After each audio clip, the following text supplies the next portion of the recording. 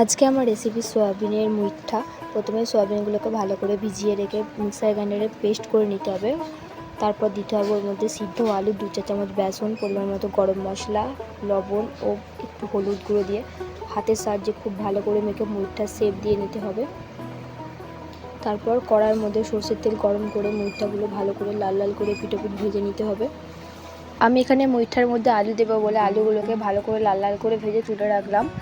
তারপর গরম মশলা ফোড়ন দিলাম, দালচিনি আর গোলমরিচ, তারপর চেরা কাঁচা লঙ্কা, কোচানো পেঁয়াজ, আদা ও রসুন ভালো করে ভেজে নিয়ে মিক্সার গ্রাইন্ডারে পেস্ট করে নিতে হবে।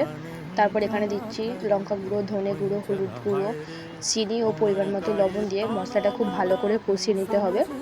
মশলা থেকে যখন খুব ভালো করে তেল ছেড়ে আসবে তখন ওর মধ্যে আগে থেকে ভেজে রাখা আলুগুলো দিয়ে পরিমাণ মতো জল দিয়ে আলু যখন সিদ্ধ হয়ে আসবে ওর মধ্যে আগে থেকে ভেজে রাখা মুইঠাগুলো দিয়ে খুব হালকা হাতে নাড়াচাড়া করে নামিয়ে নিলে রেডি আমাদের সয়াবিনের মুইঠা।